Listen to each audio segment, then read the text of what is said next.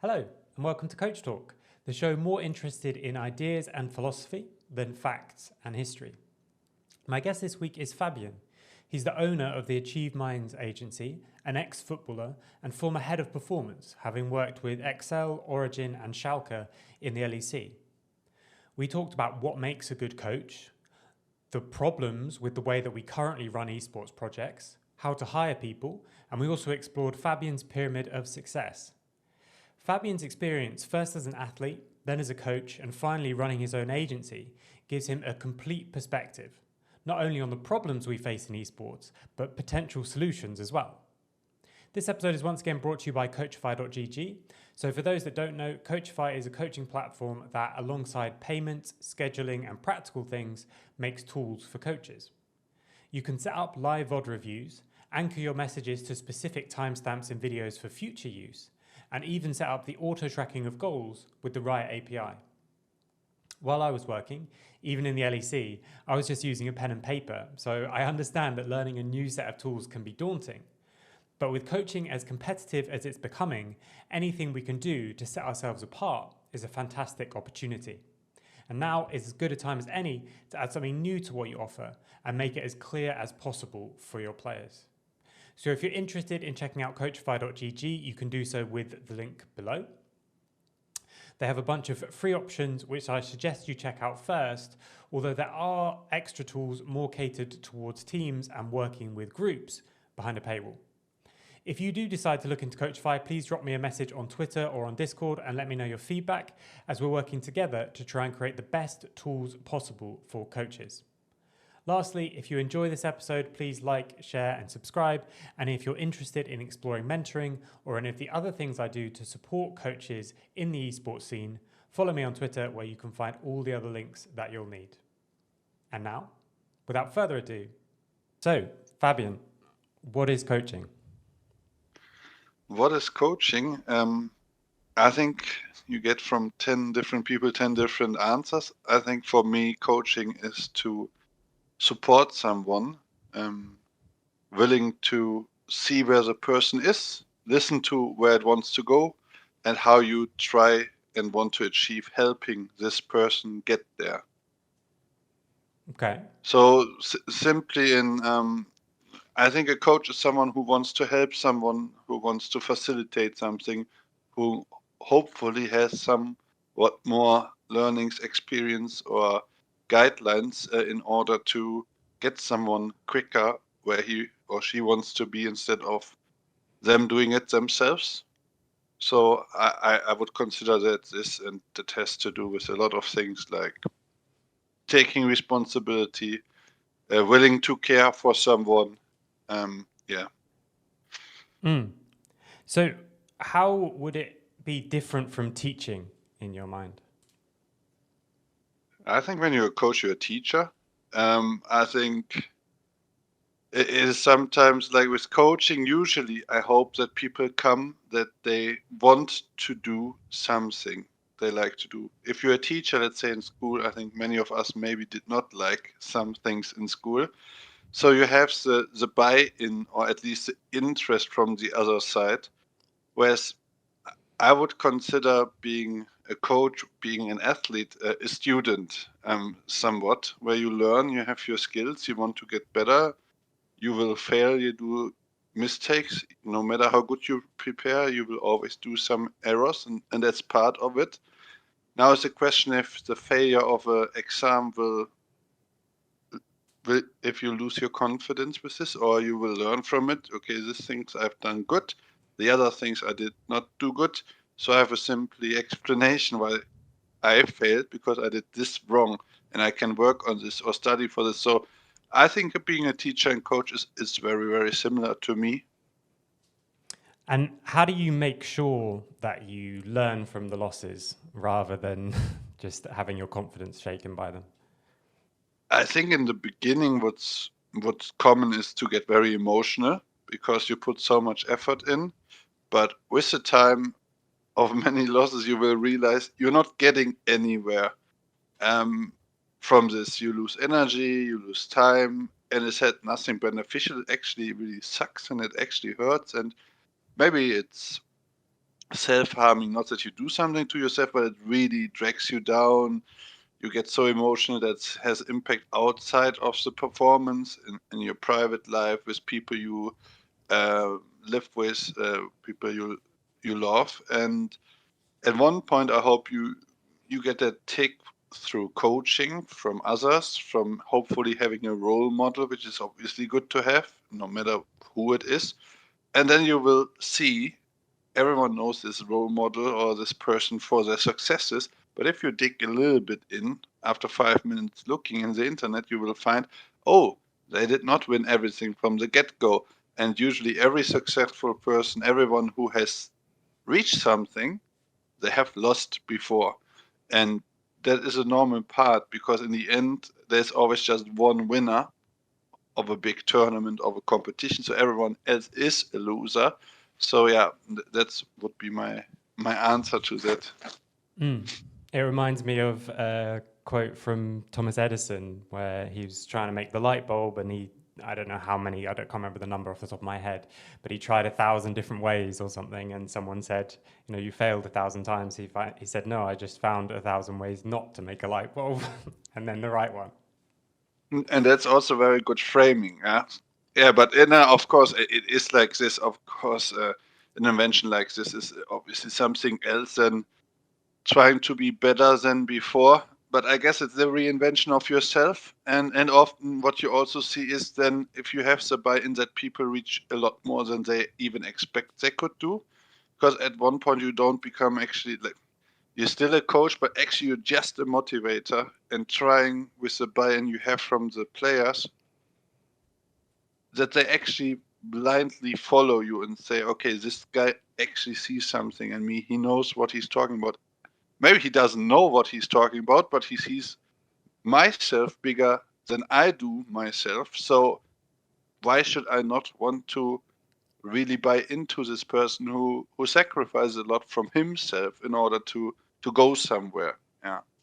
And then I love what you were saying before about part of being a coach is almost being a student as well. And I always like thinking about it in terms of there will be some aspect of it which is teaching, which might be, having more knowledge than someone else and trying to bring their knowledge up. But then very quickly, you're going to get to the point where we're both exploring together, the coach and the person that you're coaching. If you've got someone on your team for a year and at the end of the year you still have things to teach them, probably something's gone maybe a bit wrong. And it turns into that relationship where we're going forward and exploring together. And I think that's a much better and much more healthy way of thinking about it, because you will never always have stuff to teach people unless you're teaching them very inefficiently. Yeah, in the end, I do think you can always learn something, you can always teach something, but what you also don't want to do is to try to focus on too many things at the same time, because then at one point the other person might lose confidence, or even though if all those changes are good, change is actually stress. So even though these are good points, it will take some time, it will take some energy, it will take some attention, and especially during competitions, and if there's not a big break, it's very, very difficult to get on too many things at the same time, because they have also inside of the game, or even with athletes, they have enough to do with their sports and with their tactics. So, but I do completely think the coaching aspect on the person itself. It doesn't matter how good you are as a player, if you always choke under pressure. Maybe we should get you a bit fit. Maybe you should have a bigger heart, because you are then more able to resist to stress. You get a better body and mind connection. The blood flow and all the oxygens are optimized. And this is sometimes a lot easier than for me creating routines, because if I create routines, for example, and you agree with this, and we want to execute them, you still have to use them. But if simply your system is stronger, like, you can't just not use the stronger system. Like, so I think some things are very, very good to deal with with nutrition. Some are very good to work on the sleep. Some are very good to do on the physical activity side, because all of this together is psychology. I mean, you will not often see unhealthy lifestyle people having a lot of mental issue, because a lot of things that happen are because of your over and over decisions in your lifestyle. Of course, there's genetics and there's some specific cases, but I think I hope we also see that more and more in research. But simply your lifestyle will determine usually how healthy you are. Of course, there is crazy, unlucky circumstances sometimes, but a lot of those issues we're seeing nowadays has a lot to do with not moving, eating too much wrong food, and then also you go into your thought traveling. And I actually think that this is also a big part of the esports world, where many people have no clue about themselves as a human being. They know if I do this Q or this W, this has an impact in the game, but they don't know what it means to drink a Red Bull every day, to sleep every day at 3 a.m., and so on. So I would love there is a little bit more of a classical conditioning on the lifestyle as well. If they are thinking, okay, I'm getting tired and tired, why do I not change this? So that's usually the mindset. I usually, when I was in esports teams or work with individuals, I never touch the game. If something is game oriented, it will be communication, because if I can't understand what they're saying, usually people overall can't understand it. If they can still understand it, maybe we can make it even simpler, that the people who are playing don't have to think that much what that person means, but it straight says it blunt. Sorry, I'm all over with this languages, with the answers, but that is the thing. I haven't talked long in the podcast, and I think, it's a very huge topics, and I think, they are still untouched often in orgs, unfortunately. Yeah, I think there's so much there, and there's so many things to consider, and that takes me on to my first question. As you were talking, how do you work out what to prioritize? Because not only do I see this in when we're talking about developing players, because okay, should they be working on their? You said we can't do everything at once, which I think is one of the biggest mistakes people make, is they want to have everything. So we do see it with players as well, where we're trying to work out what to prioritize. But I also see it a lot with coaches, where especially if you're on a smaller team, especially if you're by yourself, or you maybe have one assistant coach, there are multiple, there's like an infinite amount of things you could do. So how do you work out what to prioritize as a coach if you're seeing a player struggling? Like how do you start to think about, or what kind of assessments might you be able to do to say, okay, this one is an in-game thing, this one is actually about the cardio and about the body being unable to cope with stress, or maybe they're just not getting enough sleep? Like, how do you work out what to prioritize? For as a performance coach or general as a coach?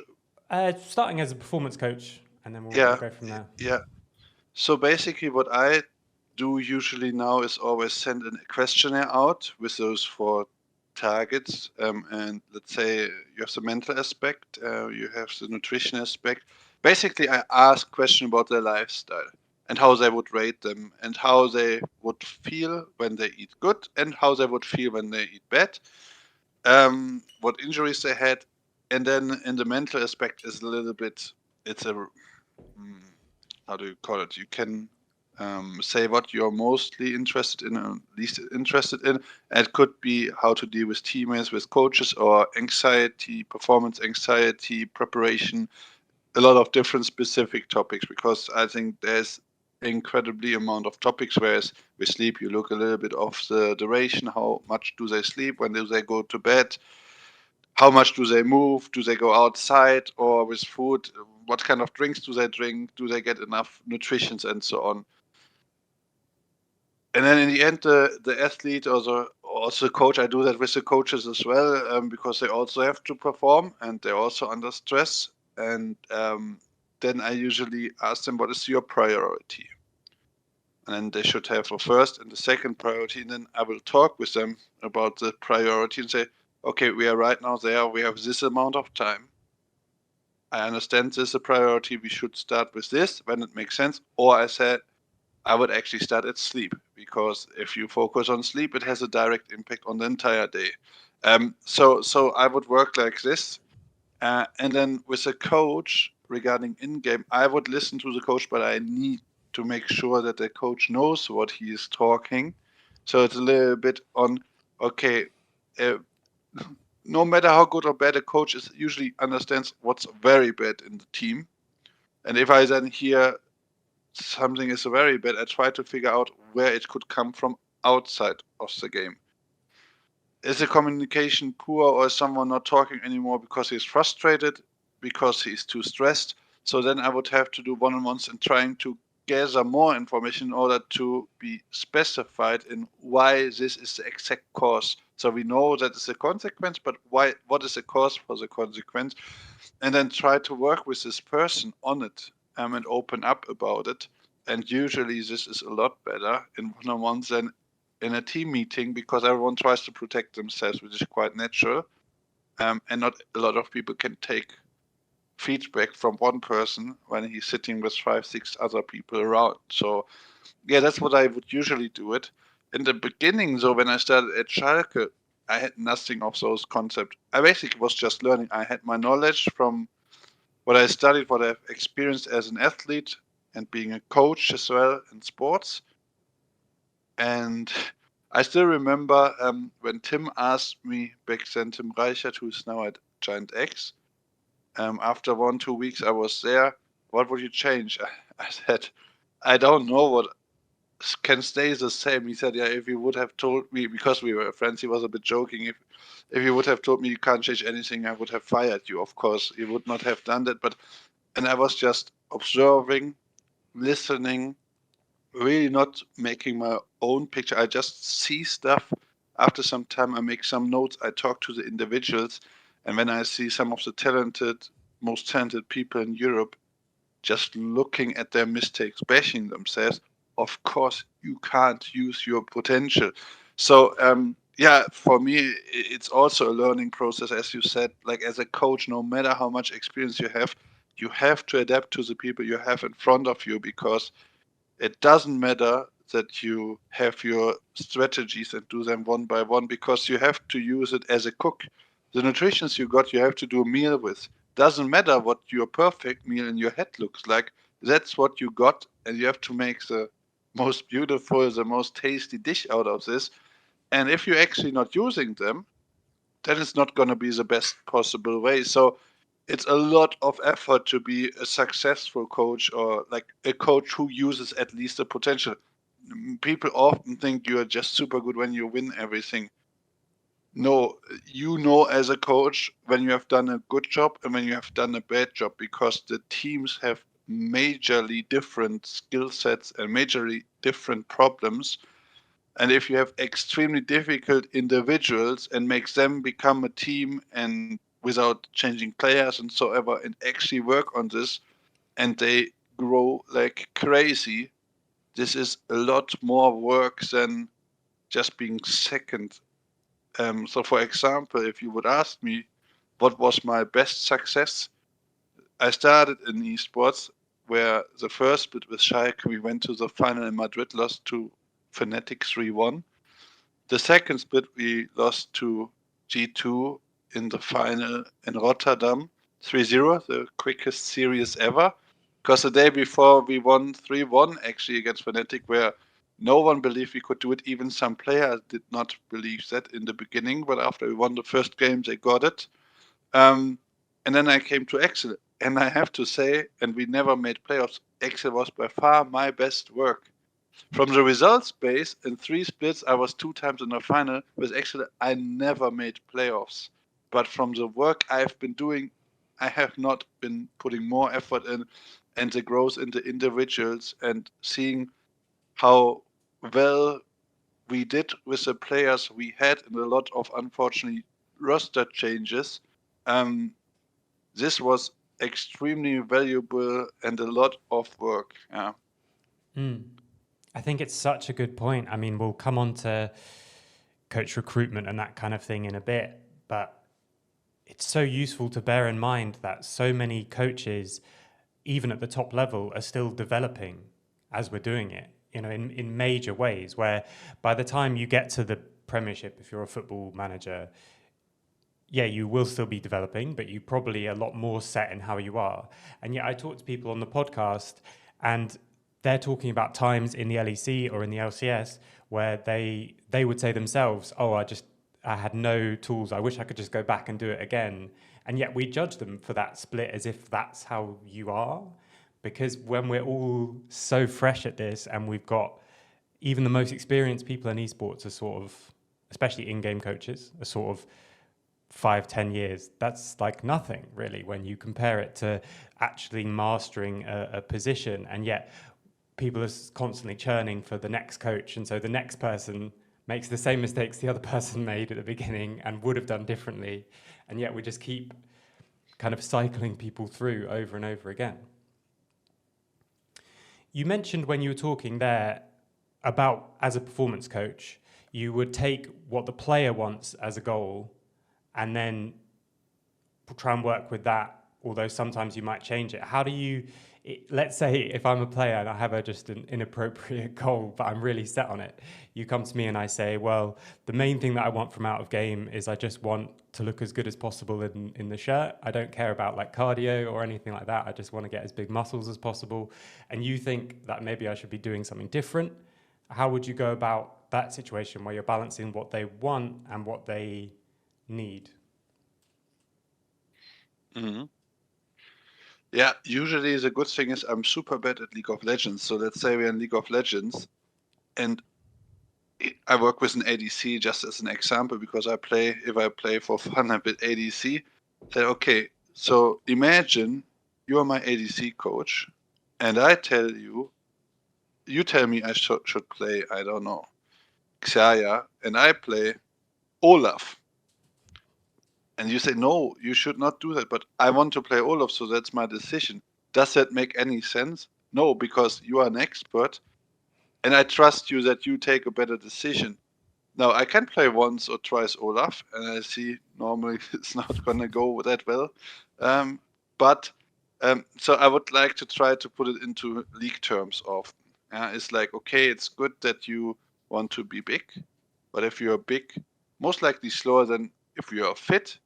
So that's how I try to do it. It's like, if you're like, I don't want to work on sleep. They often say my sleep is good, but I say like, okay, why do you sleep at this and this time? Are timers not important in the game? Something like this, like what about, okay, yes, you still get it done, but if you exactly know when you can use something, when you wake up and have energy, why do you not? You try to, with shoes or with boots, I'm taking 17 seconds or 6 seconds to this part of the map. You're super specific. And with the biggest part besides playing the game, which is sleep, you don't care when you go to bed how the sleep is. How does that make any sense? And usually the people are actually, from the IQ, they're cognitive very, very clever, but they don't have sometimes the relation of action and reaction consequences. So of course sometimes I say, okay, if you really want to do it, I don't think it's very beneficial, let's try it. We give it a try for this amount of time. If this is not going to work, I would like to do this, this, and this with you, because it has an impact on your energy level. You're lacking in the last scrim sometimes with energy. With mood, you will get better sleep, you have better mood, you're more resistant to stress. And with overall of this, you have more capacities of learning something, memory something. And maybe if you want to actually lose some weight or get fitter, you have a lot more energy to do actually proper workout. But now it's a lot easier for me to work with people because of the past I've had. So I can just say here, or they know I've worked with those people. But yeah, it's difficult. It's difficult. I had back then Barney Alfari, and he gave a shit about anything I was saying for 2-3 months at Origen. And at one point, he just turned, let's say, I want to lose weight, and that guy went mental on it. So he lost 25 or 30 kilograms. He was even mad when I ordered not mega healthy food for lunch on a practice day. He said, Fabian, if I want to eat unhealthy, it was not even that unhealthy. And back then we didn't have a cook. So being in a new country, in a new city, to order something you don't know always how fatty or not fatty it is, unfortunately, because of how the kitchens are. If I want to eat unhealthy food, I do that on my off day. And I was like, I love to hear that. And that is obviously beautiful because you can't give up as a coach. And I think everyone has their different skill set. And for me, it's clearly like my strength is the excitement I have to work with a person. And when I listen to what their goals are, and I know them for a bit, but as soon as I hear their goals, I say, "Oh my God, they have no fucking clue what they actually can reach," and that gets me actually going. So it's for me to prove them they don't know what they actually can achieve, and that is for me always my goal. And it comes in different shapes and forms. This could be in different setups, but yeah, that's what's for me in it. That's where I take my motivation, where I get really selfless with my energy and with my time. Yeah. I absolutely love that. I love finding ways to connect it. And as you're talking, I'm just suddenly thinking of other different things that you can connect to and be like, okay, sleep is like creep score because you're building up resources and you could make this great play without those resources and maybe it'll work. But in over a load of games, if you just work on improving your creep score, you're going to definitely be able to get more results. And those kind of things where finding that place to connect. The thing you said at the end it ties back to a question I wanted to ask from the beginning, where you were talking about you get really excited and invested in the progress of a player and the way that they're responding. Earlier, you talked about when we make mistakes, sometimes we get too emotional and kind of beat ourselves up about it. How important do you think emotions are as a coach? Because it's something actually that I've kind of struggled with, but almost on the reverse side of what you're originally saying. As a coach, I always used to be very reserved and very kind of cold and calculating about things, which sometimes is great. But actually, it's something that now, in the last year or two, I've started to try and actually almost learn how to be emotional about it, because I see the value in it and using it at the right moments. And so what I was actually doing without realizing it is kind of killing the emotion as soon as I had any. So when I'm watching the game, for example, when we were behind the stage in the LEC and I was watching as a coach, everyone else that I'm with is getting excited and I'm just sitting there quietly writing. I used to think of that as a good thing. But now, bit older, a bit more experienced, I actually almost want to teach myself to be able to be emotional so that I can get passionate and invested. So how do you see emotions coming into coaching, where we've got this balance of even what you were saying at the end there, when you get that connected, if it then doesn't work, if it then falls apart, like you're obviously going to be more vulnerable than if you hadn't have got as invested in the player. So how do you find that balance, or how would you suggest other people find that balance? Yeah, that's a very good question. I think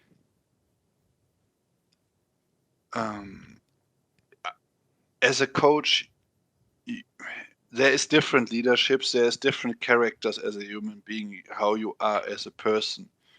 Now, I think it is a lot up to your values. Like for me, I could not be different than I am, then I would change myself, because I think I'm the sum of the experience I've made. And usually I would have said that I learned a lot more from losing than winning. And if I take this back, I would say my values, they go for me, and I also will tell that the players are being honest, working hard, and trusting. These are the three things I just normally just need, and taking maybe responsibility, accountability for a mistake or whatever.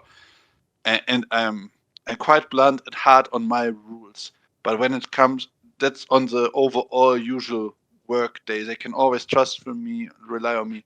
But if something happens, or if we go to the game time, I would go fire them up. Like I would go positive crazy on them, because then the emotions I have with them that I'm not showing, because I want to have a distance. If I always like that to them, I lose credibility, I lose authority. But they see, okay, that guy is, wow, this guy is in this position or whatsoever. But he gives a fuck. He is a human. He wants us to fire up. He gives everything he has, because he knows as soon we are leaving to the stage, he can't do anything anymore. So for me, it's almost like, who needs to get pushed? Who needs to calm down? Like, it's a very difficult question, but usually I want to give the people the feeling on the game day, we are there for you no matter what. We trust in you. We believe in you. We are excited to work together. Let's crush it. And I would not say that goes for everyone. There is people who are very quiet, and all of a sudden they say a very loud sentence, and that's the message the teams get. You have people who talk a lot. You have people who just are there. They show by their non-verbal behavior how they act, how they give you a clap on the shoulder or whatsoever, how they behave. But I think it's a very unique, and it's a little bit about how do you deal with what you would usually do, which also often it's good on the scientific side, but doesn't fit with the team. So you have to apply of who are the guys, because back then we had two Koreans also when you were in Excel, Dahan and Mickey. So Expect and Mickey, yeah, Youngmin and Dahan, yeah. If I go absolutely crazy at Mickey, like some people are different. Whereas like I know Tora and Patrick for a longer time, super easy. So I is a little bit about how are you? How are your values? You should stick, conform with your values. That's your values. But you will always have to change in different situations. That's my point of view, and I'm very fine with people having different point of view. But that's how I do it, because for me it's very, very important. Usually, I also did the motivational speeches or the last speech outside of the game, or like what's not with inside of the game after the scouting huddle. Say something, fire them a bit up. If this is my part, I can't be talking like this and yeah, have fun. You're gonna crush it. It's gonna be crazy. And I usually often did something. We will be better was what we and then they said we will be better at Schalke. We can do it at Origen, and I don't know if we did something at Excel. I don't think so, but we had our pyramid of success, because I need buy-in from the guys, and they have and they need buy-in from us on what they think are important values.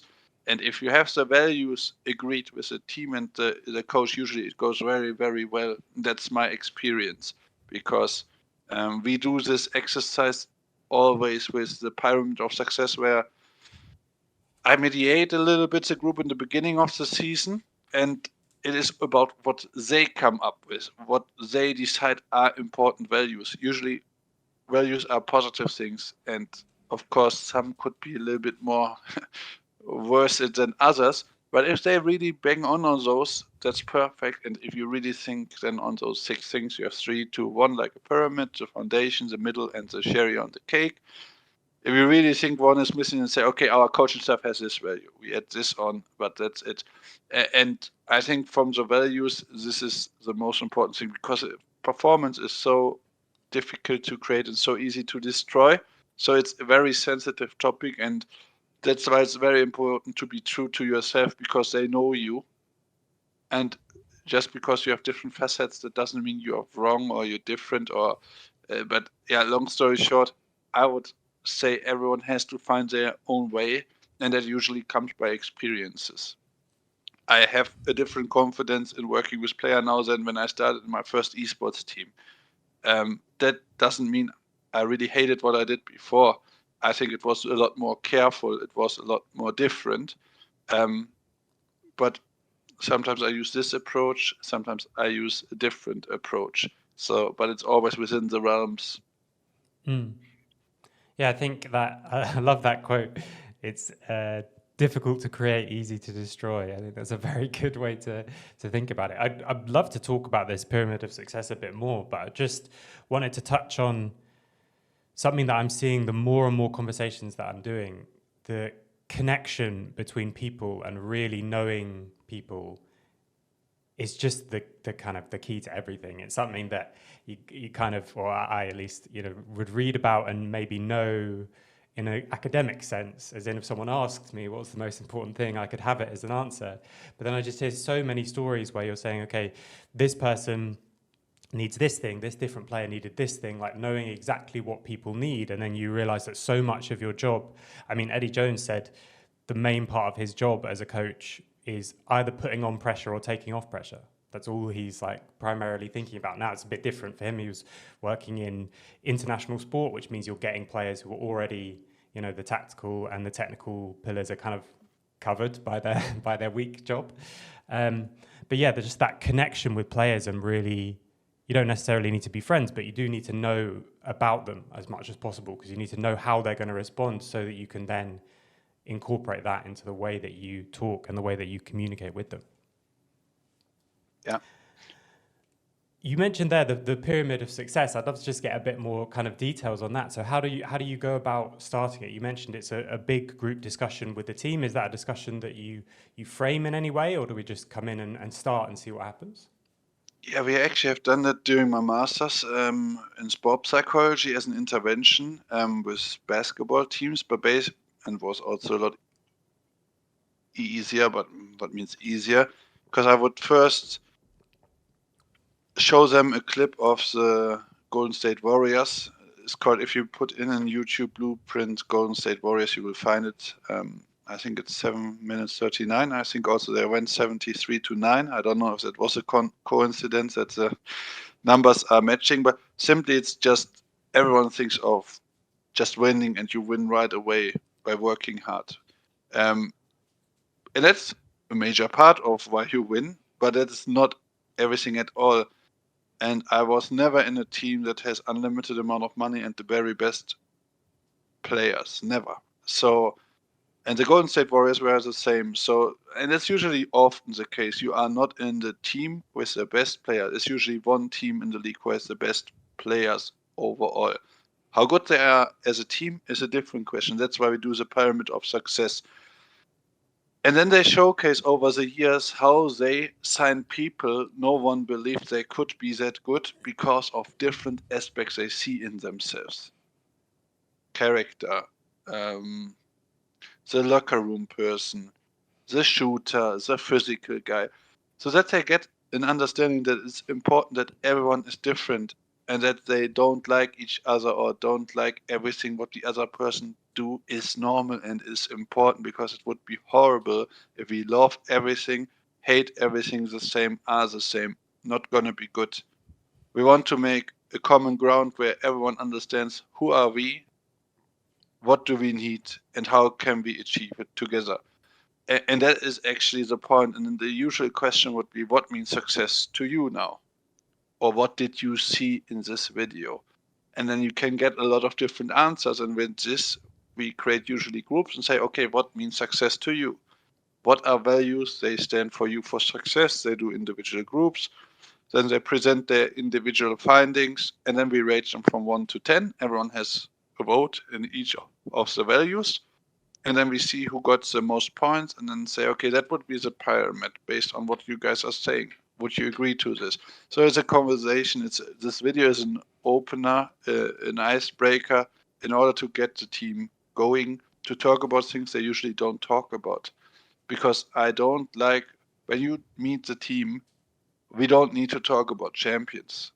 They know the champions. We need to talk about a guy from Korea, a second guy from Korea, a guy from the UK, a guy from Czech Republic, a guy from Norway, coach from Spain, Netherlands, Germany. I mean, guys, are you kidding me? We're like from all over the world or all over different countries. We have to get to know each other. We have to have some fun. We get to know each other. We can see the limits a bit. And then we have to talk about how are we as people. And if we have this together, we can start working very efficiently. Instead of seeing during the split, or during times where it's difficult to try to fix something, that's not going to work. It's also not that we have to have the perfect foundation, but we have to have some foundation on the personal level. Because as you said, it's teams, and teams have many different people, and many different people have many different needs, and you can't give everyone what they want. I have a little daughter. If I don't teach her different values, different rules, she would eat chocolate from the morning till the evening and drink juice all day.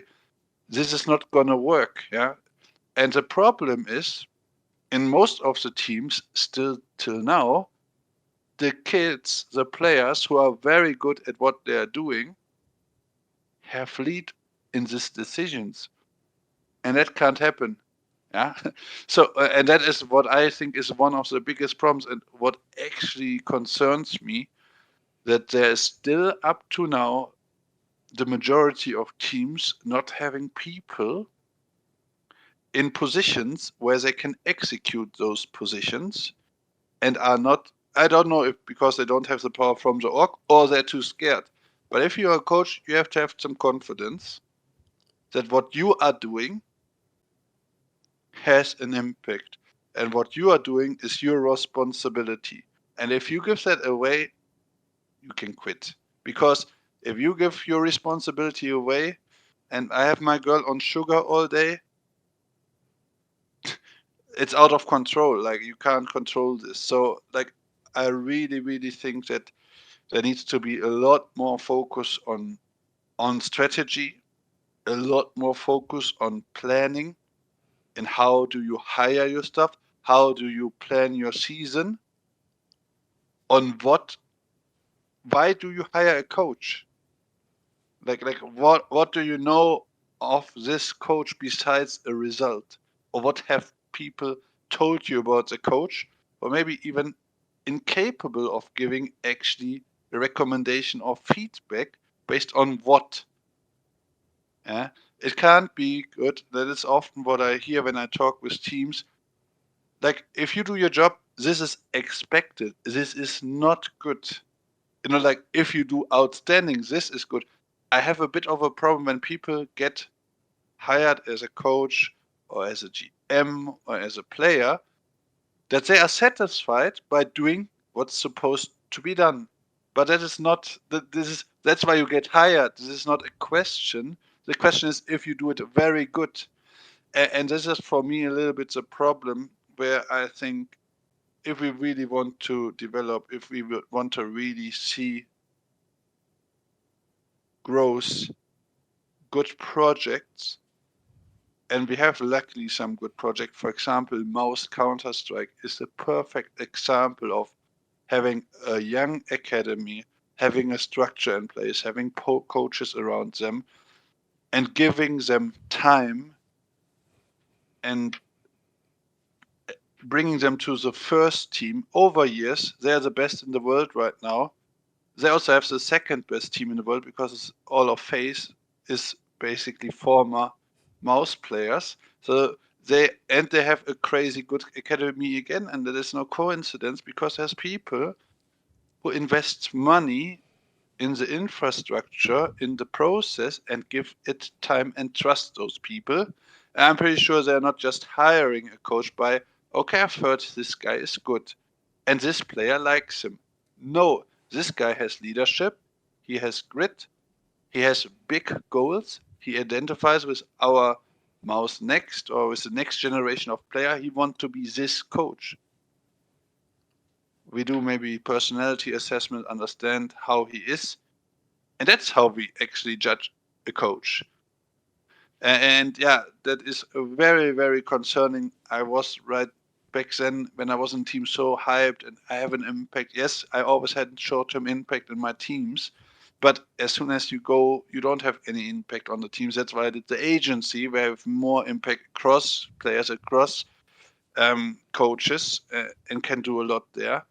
But in the end, on the org side, and it's not to blame them, I think actually they do care, most of them, but when you really look into performance and really look into structure and how you build something, it can't be that you get on the last day of the roster lock or very late, your coach, the coach should be there from the get-go, and you should have a plan from the get-go.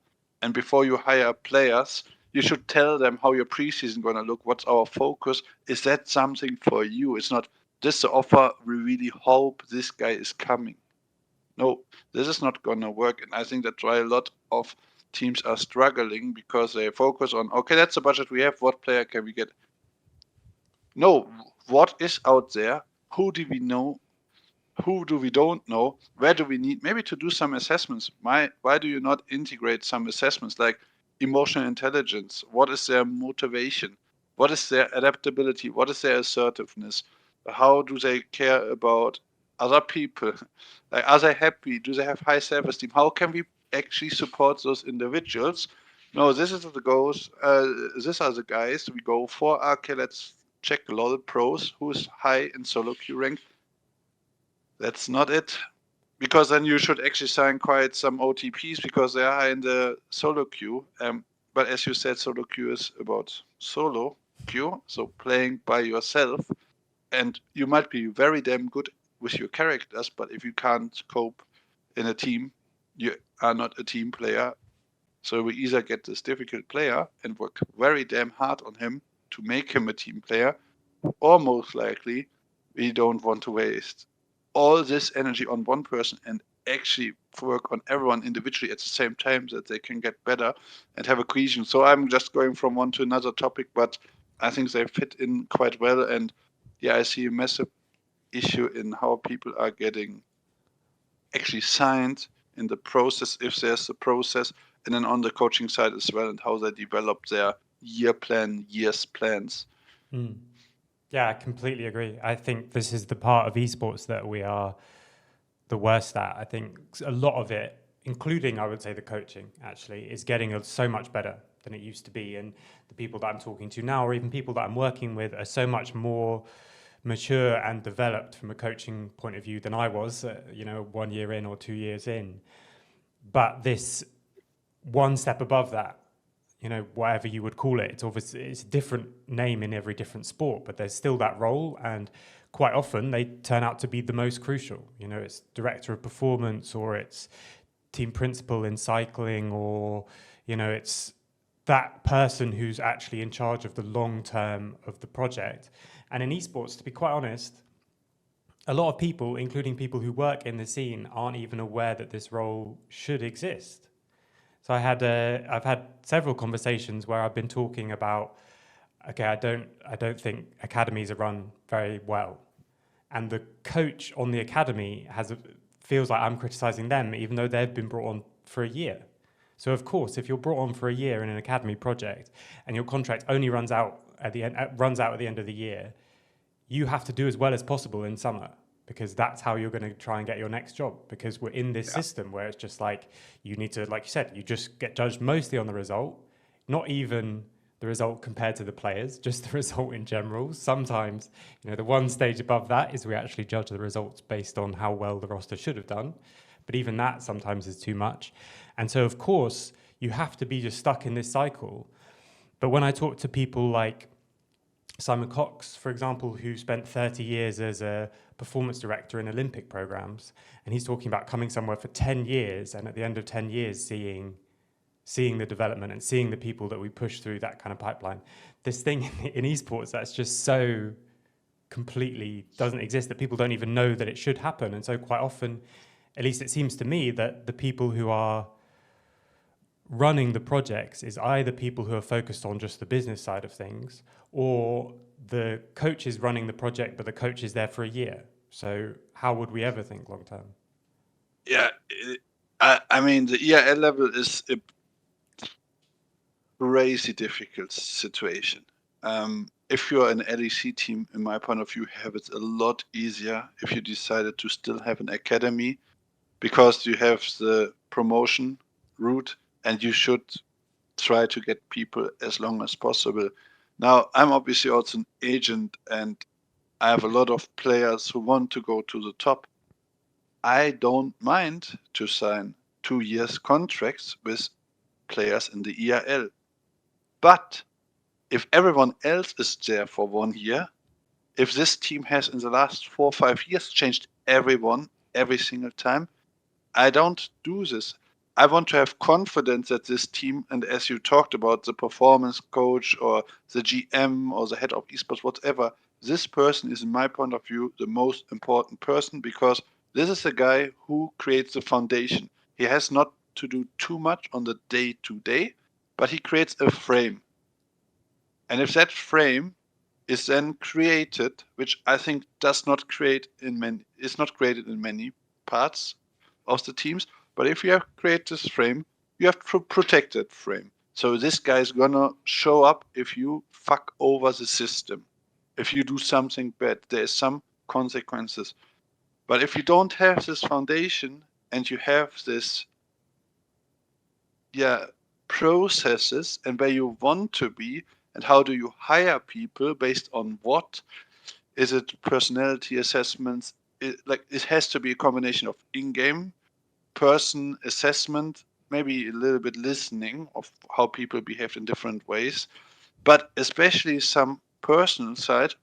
Yes, how do we do during season, before season, after season? How are reflections? How do we prep game days? How do we prep preparation days? And this has nothing to do with players' input. This is the GM and the staff.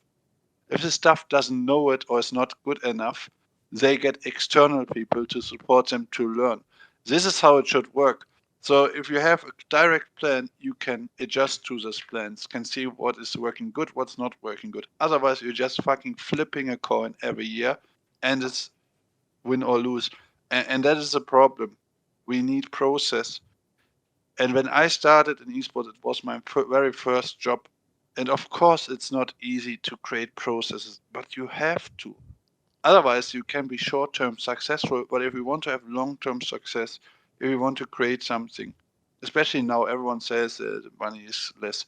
Yeah, okay, but then put more effort into signing the right people, or get an additional or a side budget of this for a guy who actually knows what he's talking about and supports every single person. So I also do think that people often think I can't afford a performance coach. They are not cheap if they're good. That's how it is. But the ERL splits are 2 months. You don't need someone for a year. Ask someone if he wants to have a short-term salary for 2 months. Boom. Now it's not that expensive than 36,000, 40, 50,000, which teams don't pay for some players right now. So, yeah, long story short, there have to be a process. Like there is, like it's with a company. Like why are companies successful? Because they're obviously not just flipping coins every day. It's the good companies, they know what they're doing, and the companies or startups flipping coins, they are not startups anymore. Now, I think it is extremely easy to compete nowadays with orgs in League of Legends, no matter what the budget is, because you have so many players and you have so much opportunities to do things better. Because I talk a lot with players individually. It's not to bash teams. I would wish they are more open to change, because simply have not developed a lot of processes and structures where you can plug in and play players. There's not many ERL teams that always succeed. So there's a lot of teams who change their rosters half a split, like half a year, like every split, or after 2 splits, and then how do you grow? Like you can't grow. You have to adapt. By the time you adapt to the new environment, the first split is almost done. Now you're getting shit, like you're getting like scared, shit in your pants, because you have now the summer split. And as we all know, if you do good in summer, you have a very good spring offer. So it does. I think we have to look a lot more holistically, not just on the results. We have to understand the human.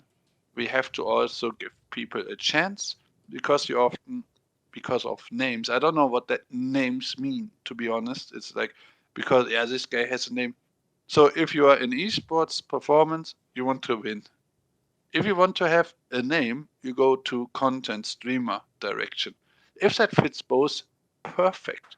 But if you seriously want to win, you have to care about who is willing to work, who is willing to win, who gives everything for it, and who has talent. There's a quote from my dad that I've said multiple times on this podcast, but I just think it's a really good way of looking at it, where he's talking about hiring people in a business sense. He says you have to be careful with someone who's got 10 years of experience on their CV. Do they actually have 10 years, or do they have the same year 10 times? And that's what ERL teams are doing. You know, every year you change everything. So you've been in this league for 5 years, 10 years, but you don't have 5 years of experience. You have 1 year that you're doing over and over. Like you say, you're just flipping a coin.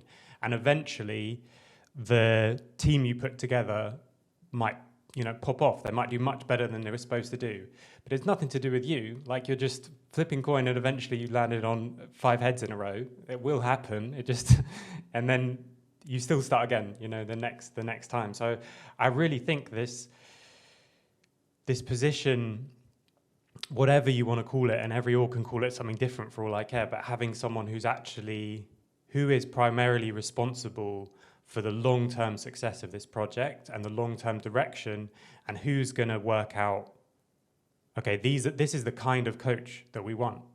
Whereas if you're going to change every year, like, how do you even know what kind of coach is going to be best for what you've got? Because it's completely different from last year. Yeah, but to be fair, I think it's not also one-sided on the org side, because players and coaches can be also very difficult, and they want to have always something new or want to work with this person. But yeah, overall, I would call it head of esports, because it's the head of the esports department. That would make the most sense, and org they should demand a long-term contract with this person in this position. Of course, you can do a 1 year and do this 10 times if you actually have the secret sauce, if you actually nailed it, and then do small adjustments. But yeah, there is usually always learnings. You always adapt something because you want to be up to date with what's going on. And I just simply don't think there is enough control mechanisms within the orgs. I've been in orgs myself, and there is a lot of people who have not any degree, have not worked before. They have the passion for the game, which is great. But we call it always professional, like ERL is professional esports. It's not professional, it's the highest league. Being professional, even in the LEC, we say it's a professional league. It's the highest league. Yeah, professional and being the highest league has major differences. Some teams are very professional, yes, but everyone should be professional, because being professional has normally nothing to do, too much to do with money. It has to do with mindset, attitude, and the willingness to give it all, learn, and win. And that is professional for me. Yeah. I like that. It's like the minimum, not what we should be aiming for. Yeah, I mean, in the end, like, you are in the top 10 teams in the entire continent. If this doesn't give you motivation, if you don't want, like, you spend hours in esports, no matter how good or bad you do your job, you spend hours because the schedules are how they are currently still, shockingly. Yeah. But then do something with this time. Yeah. Try to change. Don't sit and copy paste every single week for an entire year. Don't do adjustments. This is not gonna work. It's monotone. Do this in the gym. You're not getting more gains. Do that anywhere because we're getting used to it. We as a human body, as I think what you said earlier, I'm not a native in German. I could give also very one sentence answers who mean a lot, and you can say a lot. Give or take away pressure.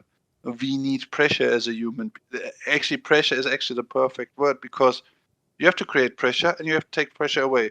So now you have to put it in again. Now it's load and deload, and that is the same. You can't have always minimum or made, like, you have high stress, low stress, medium stress. You can't go just like this, walk through the park in the season with no changes. Come on. We are not made for this. We are not like a calculator. 1 + 1 is 2 + 1 + 1 + 1. We need +5, -4. Stuff like this. We need intensity, we need periodization. And it's not to bash it, it's just like there's just so much growth, and if people are really getting experts in, like people who know what they're doing, that teams go off. They will take off, maybe not within a year, but over time and long term, if they trust in the people, if they have a good process to hire someone, give them a 3-year contract, give them a 2-year contract. It's very logical. For me, if I'm the team owner, it's not logical to have a 1-year contract every single year, and half of the year I'm planning already on who do I sign in the next season. All the investment, time investment, I'm losing because if I do now a great job, I've wasted my time in a bit or wasted money because all these good developed players are going now to a different team. Yeah, of course. Like there's so much things that can be done. Yeah, I think that thing with pressure as well is very good to think about in terms of the organization too, because I really want to have this conversation without trying to like single anyone out or anything like that. I think there's a lot of improvements that need to happen around how these organizations are run. But we also see organizations consistently, changing every split or every year, and yet not changing who's in charge ever of deciding that. And I think one of the things that's very helpful, at least from my perspective, to think about is if you are someone who's running one of these organizations, if you change people frequently, it's always a mistake. Now, I'm not saying it's a mistake to change them, but let's say you swap your coach after 3 months. Either it's a mistake to get rid of them now, or it was a mistake to hire them in the first place, if that makes sense. And I think that's a helpful way to think about it, where, okay, how are we going to make sure that our hiring process is as good as possible so that we don't change anyone when that pressure comes on?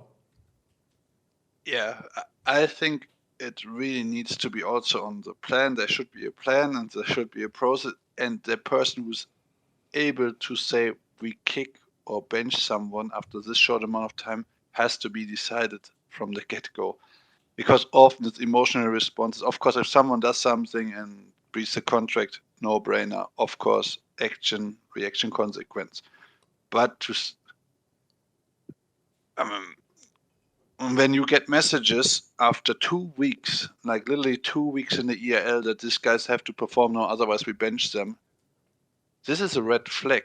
Like it's a red flag if I'm a friend, if I'm a brother, if I'm an agent, whatsoever. If I hear this, if someone tells me after 4 games, after 2 hours of competitive work, if these guys are not going to perform now, they might lose their job. It's like, is that an organization I want to give people in the future? Now, we somewhat pot committed because there's not that many ERLs, there's not that many teams where players want to go. So it's not that easy to do, but this can't happen. This actually can't happen. Not only on the professional, on the human side. Like if someone is doing outrageous behavior or whatsoever, I do get it. But for the teams, some of them are very improper. Yeah? They're like it's not like because I'm an Asian, I'm with the players. I do understand we have difficult players, we have difficult coaches, people can clash, and that's important. It's important because there is emotions, people care for it. Now, this clashes can't happen all the time, but emotions aren't bad. Emotions are important. They also can kickstart something. Because if we just not on everything, yes, that's also not great. Often they think if there's emotions or people clash or they have what is it called? They don't agree on stuff. They have a dispute. They have different opinions. This guy is toxic or difficult. No, it's not. Like it's something different to be toxic or wanting to win. Of course, you can be also toxic, but like there is so many people who don't know what they are saying, And I'm not even a native, but from the common sense, if you are thinking you have 5 people as players from different countries with different goals, different backgrounds, some cares a bit more about themselves, the others about the team environment. If you think everything's going to go perfect, you have no clue about performance. I can tell you a story. When I got my semi-professional contract in Iceland over my buddy I met in America, him and I almost want to fight each other on the pitch because I'm a goalkeeper, he's a striker, and we play 16 meters aside with 2 big goals, and everyone can score, and it was at the end of the game, and I won practice game, and I want to score myself as a goalkeeper because I have a hard shot. He said, "Why are you trying to shoot?" And we are like going at each other, and then shall we laugh about each other? If this happened in esports, people think this guy is mental. Get him out of the team. This guy got me into the team. We just care so much about winning. I thought it was a smart idea, and no one expects a goalie to shoot. You know, it's like this is common emotion. Something can happen. Maybe you say something you don't mean. It's good.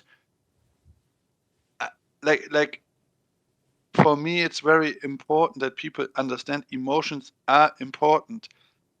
What's basically not, like, this is incredible if someone is getting replaced after this short amount of time. This can happen once or twice, but then you have to change the process or create a process. But like the reasonings of by players are not good because one person says so because he's difficult or like he's emotional. Like, come to the, if there's an agent, talk to the agent. That would be appropriate because the agent wants the best interest. Talk to a performance coach, talk to a sport psychologist. You don't have to have one on site. How would you handle this? Get a bit of feedback and try to figure out things, because if something is not how people expect it to be, winning and being quiet, that's what all teams, I guess, almost want, then you're wrong.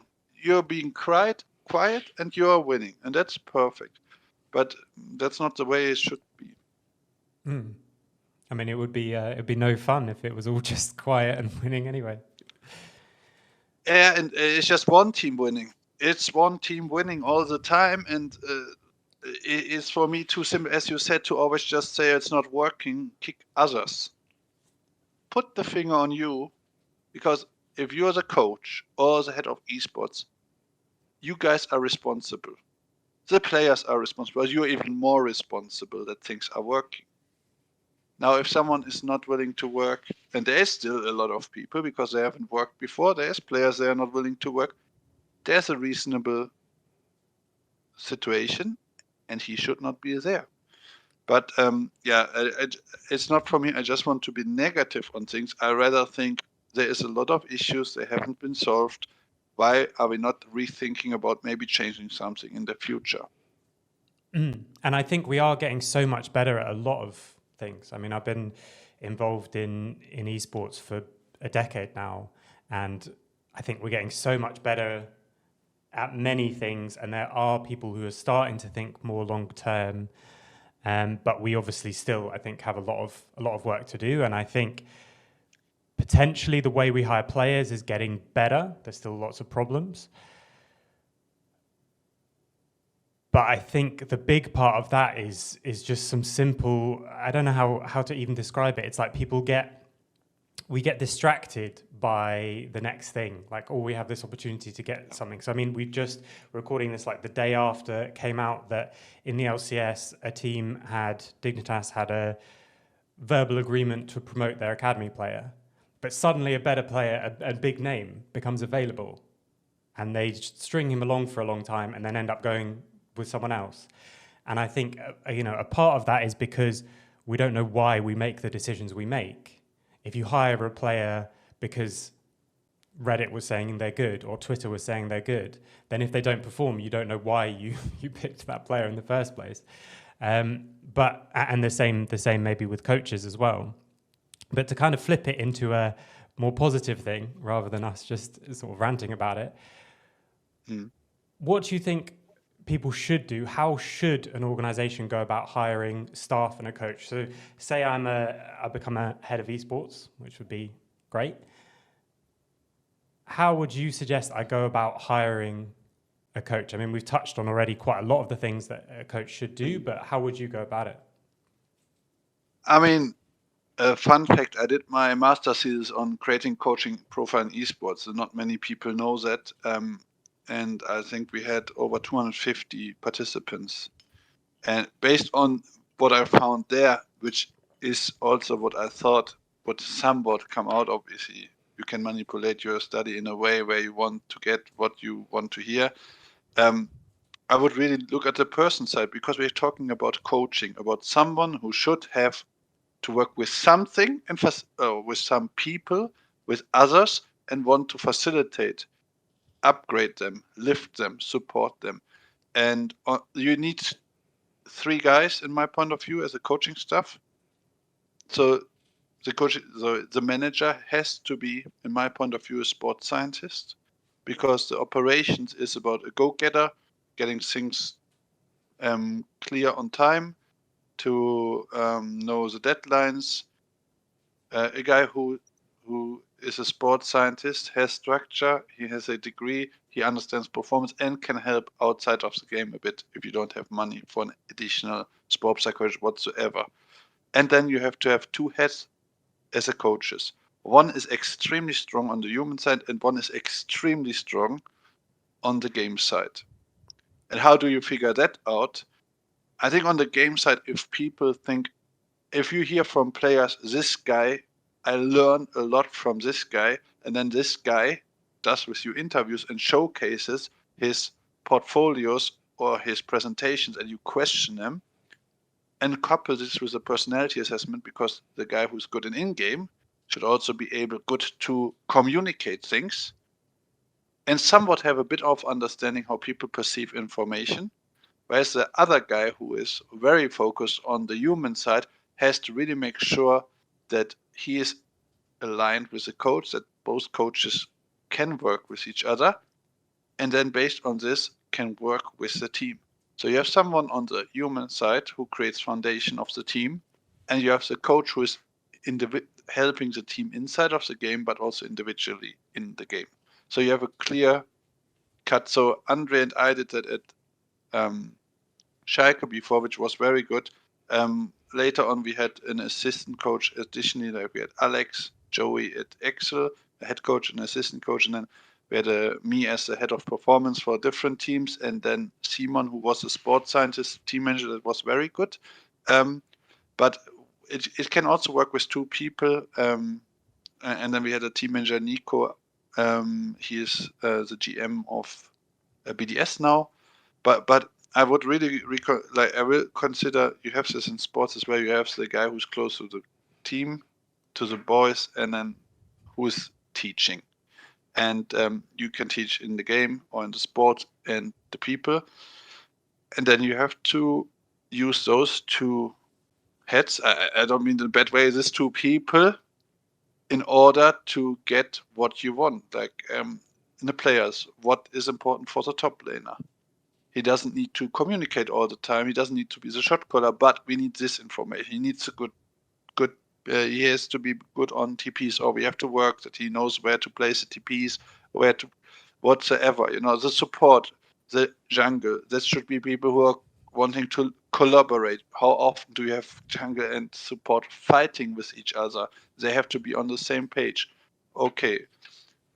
We have to have a support that is talkative. If the ADC is not talkative, or the other way around, you want to have 2 leaders, 3 followers. So you will write a lot of things down, and then you try to figure out, okay, what questions do we have to ask? Because we just focus on in-game. Oh, this guy was in the LEC, this guy was good. But how good is he actually? Maybe I think one of the best examples is actually Sansara. He is very good at adapting to the team as a jungler. People don't rate him mega high, but he won again EU Masters.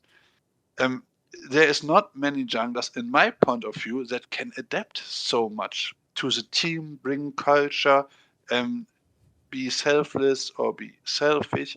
And this is the people you need to understand. You have to have someone who's very flexible. Someone has to be always the same, because if everyone is flexible, it's very difficult. So long story short, you need to have a process. You have to make a plan. What's important as an attribute, as a human, and as an in-game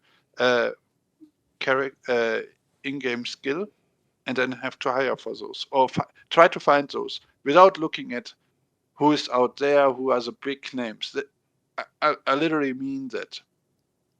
And when you have all the information, and also from the people who are now more in the league, have been in the LEC for a long time, of course you should check them as well, but you should check them the way you check people you don't know that well, because you don't want to be biased on what you hear or what you see, because in the end, what is it now? Like, the regular split is 9 games. 9 games in 3 weeks. This can majorly be decided by 1 or 2 reads on the meta, on the picks. Does this guy actually always is 5th pick and sacrifices his pick? You know it yourself. There is so many things you can look into, which is fun, because you're in darkness and you're trying to figure out what are the most important information. I don't know, because we know so little about the individuals. We see them playing and we hear some rumors about how people behave, and that is all. This is such a small amount to actually what we need to know.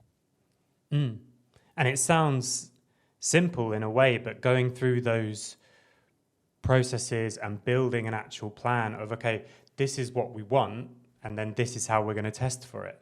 Even that, I think, already sets you in a very, very good stead, because there's a lot of situations or interviews that I've been in or interviews that I've heard of where the people doing the interviewing don't really know why they're asking certain things, or, okay, prepare a presentation. Like, okay, what do you want the presentation on? Like, what are you trying to test? And they're like, well, coaches have to give presentations, so we should see one of yours, or that kind of thing. Yeah. Just having that clear plan. And if you decide, okay, it's really important to me, because me as a head of esports or whatever fictitious role I'm imagining, maybe I decide it's really important to me that I want the first coach who comes with me to be a big part of setting the culture. So therefore I need to do this and this and this to test with finding a coach who would also thrive in the same culture as I would, because otherwise we're going to be against each other. Or, okay, periodization is really important, and it's something that's understandably difficult when we're talking about in-game, but I need to have that conversation with those people and find those things, and just knowing what you want, knowing how you want to test it, and then testing everyone the same way is like already just sets you, I think, in such a good stead. Yes, and one thing I want to add to this tryouts are very false information. They are happening since now 3 years or so. If you do good questionnaires, there is also, you can buy those. You don't have to even create those. Just look for them. If they're valid and reliable, use them. This gives you so much more information than 2-3 days of scrims, because usually what you know without looking at them is somewhat their mechanical level and how they play. Everything else, I guess, is like, how do they fit? They can change their behavior for certain days or whatsoever. You need to understand that just because someone goes 5-0 on a day or 0-5 is not because why you should hire or not hire him. You should hire him because this is a prospect who has all the things we need. And you can't see that in a few games. This is simply impossible. No one can do that. It's also not that all of a sudden a Premier League guy who is a free agent comes for 1 day, and after 1 day practicing, he's going to get signed. No, they do all kinds of checks. Even though they know they want to have this person, they do all kinds of checks. Yeah, and I don't understand that that we don't have some allocated budget or allocated time on really creating a process that saves energy, time, and creates success. Yeah, because it's actually efficient. If you have a good process, okay, that was good. We can change it for next time a bit more. Perfect. But now, I think there is so much you can like take advantage of, and if you do a very good job, you can have a very straight up career in esports. And I think it's not overall League of Legends. I think there was a lot of money involved in the last years, and that money is not there anymore. And a lot of errors or mistakes could have been coped by just getting new players. It's not that easy anymore, because even small buyout fees are not that simple right now. That's why you actually should really start changing your mindset and, okay, what can we do internally in order to create less potential failures in signings, less potential bad development. Because if you have to change always players, first they don't want to stay with you, you're not creating good results, and they're not getting, like they want to go somewhere else. That's not something good. You want them to, I want to really extend here. I really like that. I'm growing. I'm feeling comfortable. We are succeeding. And I think, with more experts, because that's why they're experts, you can do this. Yeah? And experts don't have to be extremely expensive all the time. I think having a platform for coaches that they can showcase what they are doing is going to be very, very helpful, because they usually put more structure in the organization, in the team, in the department. Yeah, I completely agree with tryouts as well.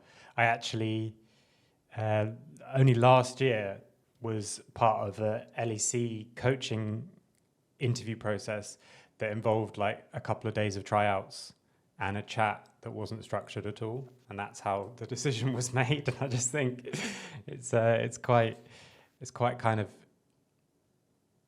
extreme and really, really cutthroat. And I think what ends up happening as well is that people who are in these positions potentially would hear this and say, okay, but I'm too busy to set up all these processes. But for me, it's a case of, there's a Tim Ferriss quote that I really like, which is, busyness is a form of laziness, lazy thinking and indiscriminate action. And what you're talking about, yeah, it's going to take more time to set up these processes and look into these questionnaires at the very beginning. But it saves you time, because you don't have to be, you shouldn't be thinking every few months, I'm going to have to interview 20 people, because you shouldn't be wanting to change people that much. And so putting in the extra effort to make sure the processes are clear, make sure the deadlines are clear, and you're telling people what those deadlines are, and you know what you're looking for and how you're going to test it, will save you time in the long run, even though it's maybe a bit more effort now. And then you get to spend your time on all the fun side of being in charge of a project like this, which is, how do we optimize? How do we get even better? How do we push the boundaries further forward? And you don't have to spend all your time stagnating, just like running the wheels kind of thing. Yeah. On the other side of this, and I don't know how much you can say, of course, but with your current position, what advice would you have for people who are coaches looking to find positions? Because unfortunately, that is the situation that we're in. So, maybe I think we're all a bit responsible, but the people in charge could change these certain things. But if you're in this system where you are going to be judged on this short-term success, and you don't need to care about planning, you don't need to learn about periodization, you don't need to do that, because you're probably going to be judged on a month-long thing. Or maybe you're talking with organizations who don't have a specific interview structure.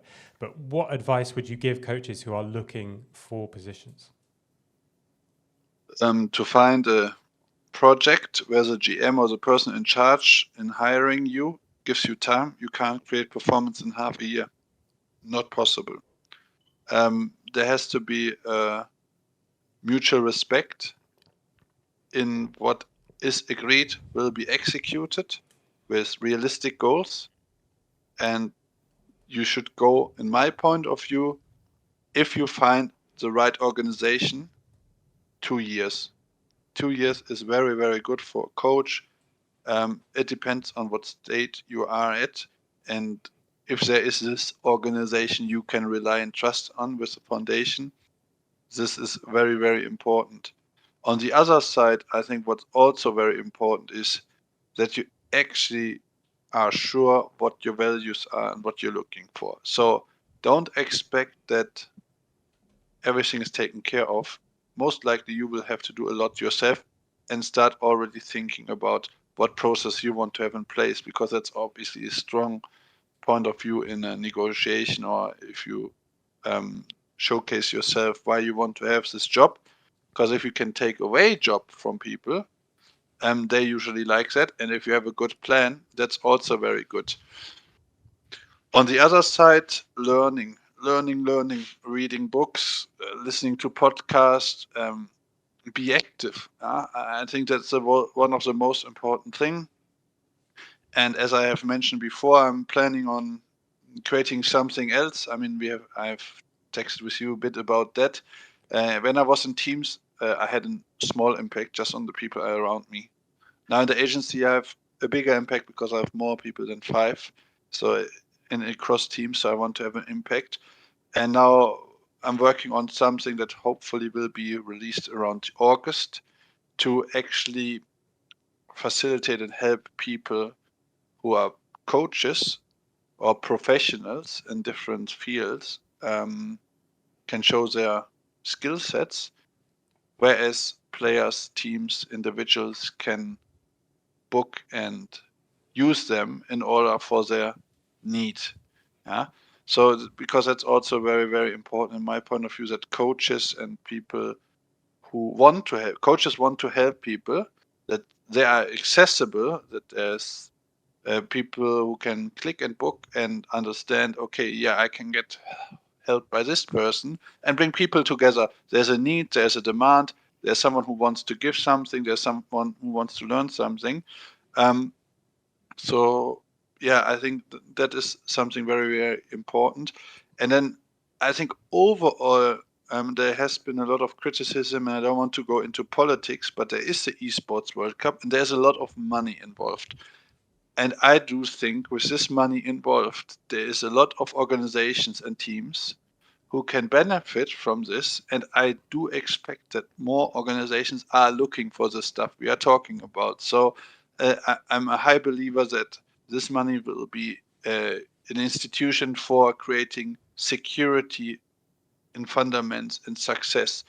And so I do think that more teams and orgs will look for this.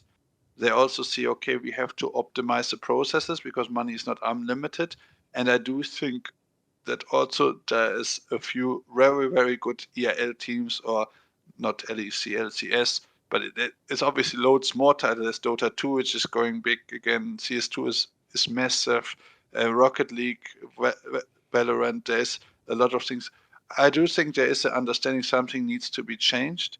And I have a high hope. So we talked a lot about what have been bad in the past or what has been not good. But I really think with more difficult situations where there's hunger, there's desire. Now you have to really figure it out. Now it's not that easy. So I'm very positive, and I'm very excited for this, because in the end we all love games, we all love competition, and not everyone can win, but we can try to get the best possible matchups, the best possible games, and the best possible results. And if everyone has this winner mindset, not just participate, winner's mindset, and want to give it all, I think it will create a lot of positive things around this. Yeah. I really like the call out of being a lifelong learner and like developing yourself. I remember looking into a few years ago, the Olympic Committee did a list of 10 things to make a good coach, and the second one was they called it a sponge for knowledge, but basically this idea that you'll just keep developing. And for me in esports, I would even say that it should be the most important, because we're in games that change and are fluid and are constantly developing. I mean, most of them not as much as League of Legends. I'm always very jealous of that. But still, they are going to be changing. And also because the scene is so young, things are just so much less certain and so much more about developing.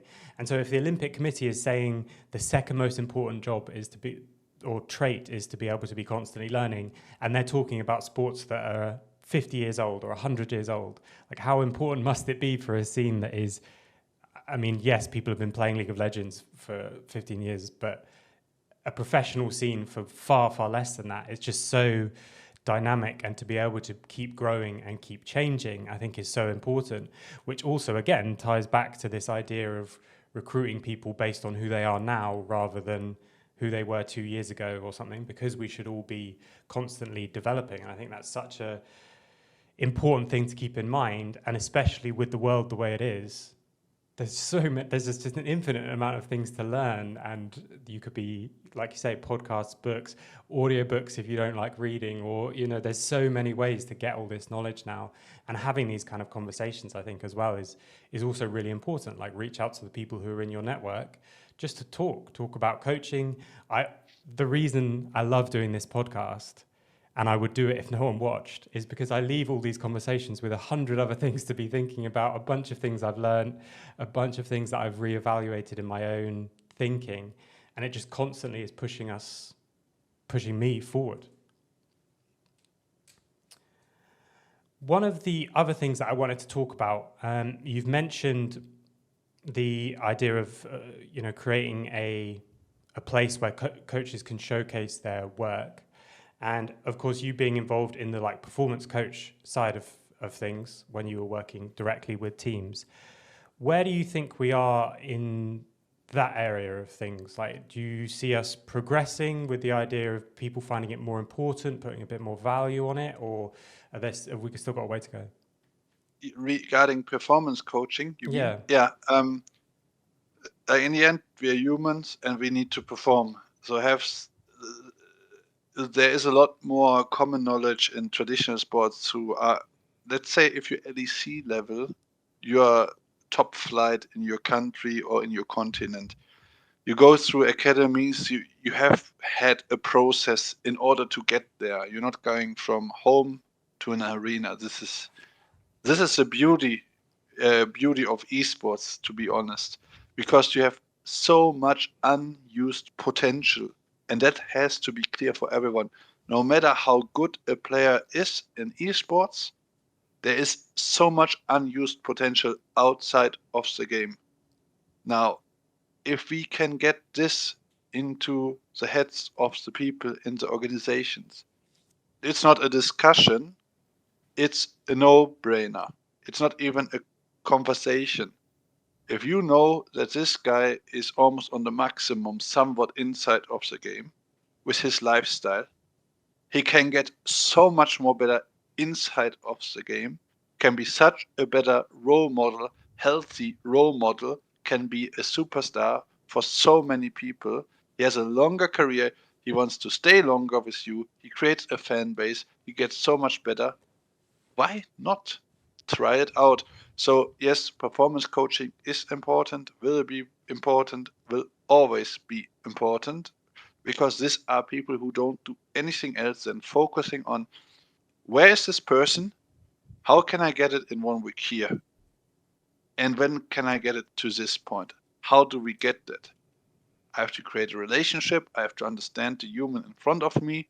I value this human on how he is, not as a player, as a human. In what environment is he living? What are the parameters of his life right now? What are healthy, unhealthy, somewhat normal? And then we can work on those things. So it's a clear process. Those people have a process. They want to help. They're listening. They're very good at listening. They are usually good at creating a bond, emotions, and then over this emotion and motivation, you kickstart. Because usually poor people, if they want to come to a coach, they want to do it, just they can't do it themselves. Now, if you have to force people to go to a coach, it takes a bit longer, obviously, because they usually don't want to go there. But if you have someone who is really wanting to go to a coach, my belief is they just want to do it. They can't do it alone. They just need a kick in the ass. They need someone to talk about it.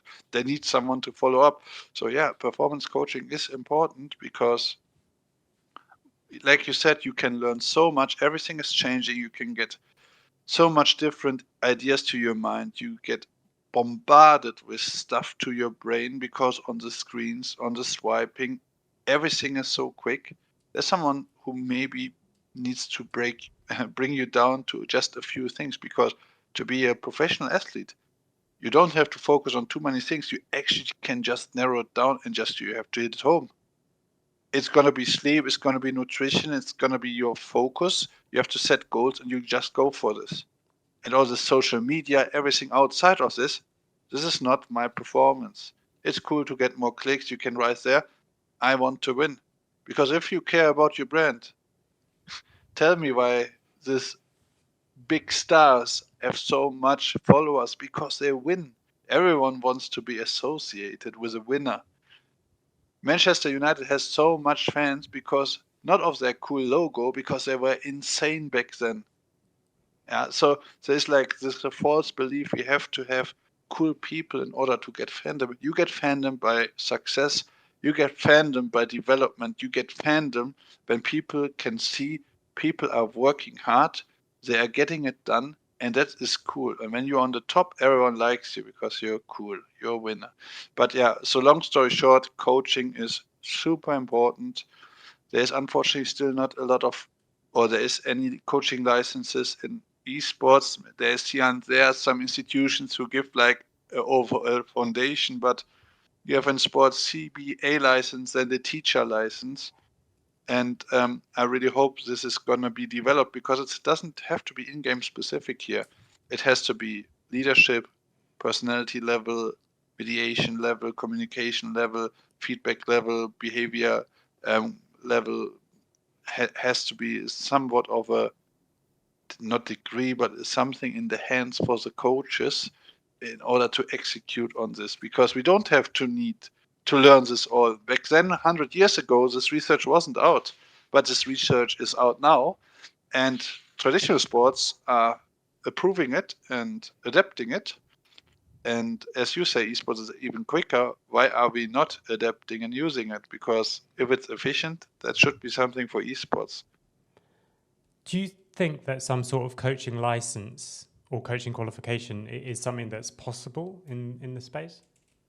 Yes, it is possible. I think on the in-game level it's not that necessary. It's just on the coaching, being a coach. Yeah, many people know it. Many people can do it. It's some people are born with this talent, but it is important to know stuff. Like I was for 14, 15 years in sports teams. I loved everything of it. I studied psychology. I figured a lot of things out by experience. But then when I did my master's in sports psychology, it actually, I like when I learn about stuff, okay, this is actually what happened back then. Oh, this personality, this is this guy in the family, or that's my friend. So you connect things. So it's not that you can't be good without a license. Of course you can be, but it makes some things easier, and you have actually names or categories for things that happen to you and they make sense to you. Yeah. So yeah, I do think that if you say I say one of the most important things is to be a student. That's why I love to create my business. I had to learn a lot to how to create a business, to learn all of this stuff. That's why I'm working on something else, because I like to do projects. I like to do things to help others. I like to challenge myself, and a coach should do that as well.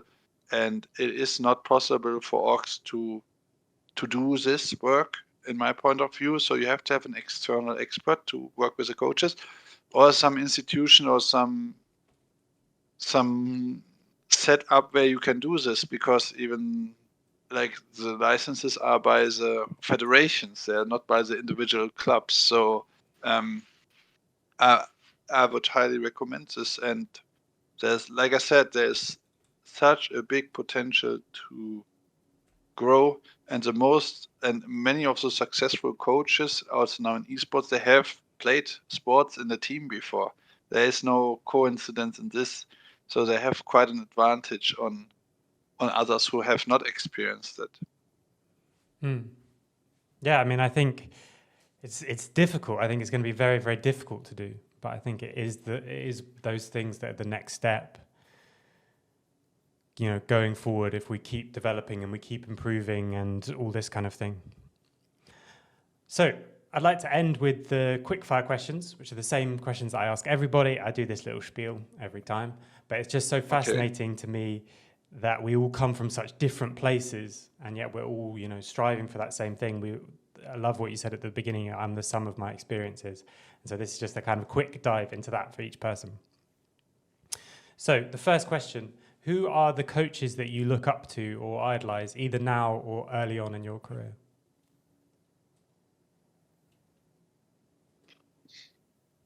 I think as people, coaches is different, because I was a long time a player. Manuel Neuer, because I'm German, I was a goalkeeper. As a coach, so Arsene Wenger, even though I was never an Arsenal fan, just because how he portrays himself. when you speak a lot of different languages, as he does, you understand human, as simple as this. So that was very intriguing to me. And yeah, sorry, I have to think a bit because